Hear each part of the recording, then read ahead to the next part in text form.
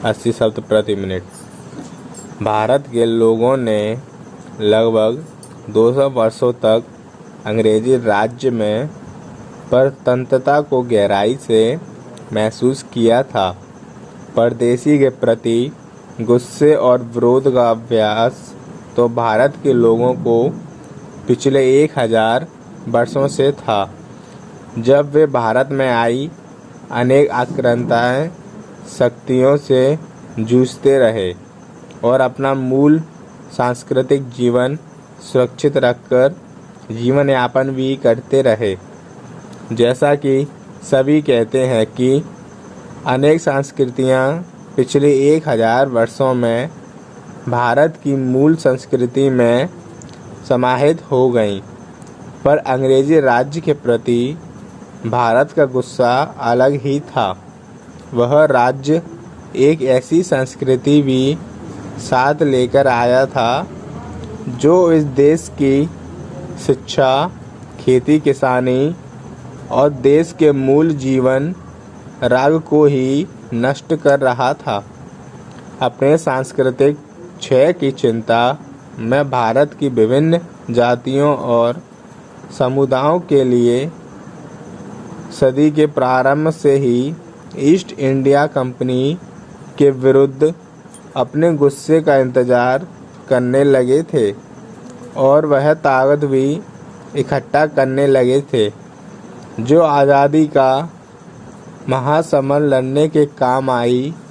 हम इस थोड़ी सी जगह में भारत के स्वतंत्रता संग्राम की कहानी कहते हुए भारत के हृदय प्रदेश में बसे मध्य प्रदेश के लोगों की आज़ादी के महासमर में निभाई गई भूमिका को संक्षेप में रेखांकित करना चाहते हैं। पैराग्राफ।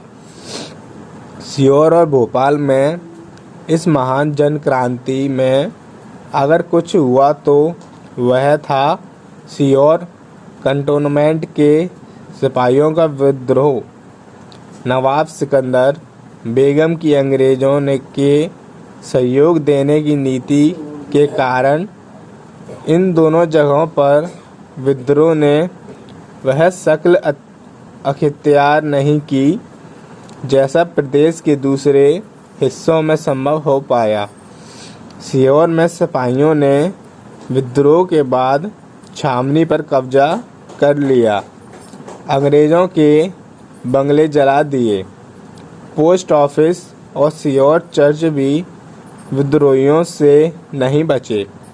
शुजात खान ने ईस्ट इंडिया कंपनी की बेरचर ट्रेजी को लूट लिया और ट्रेजी अफसर को मार डाला। सिकंदर बेगम ने सीहोर के सिपाहियों को शुजात खान के विरुद्ध कूच करने का आदेश दिया, जिसकी उन्होंने अवज्ञा कर दी। बाद में सीहोर के अनेक विद्रोही कानपुर जाकर नाना साहब के नेतृत्व में अंग्रेज़ों से लड़े।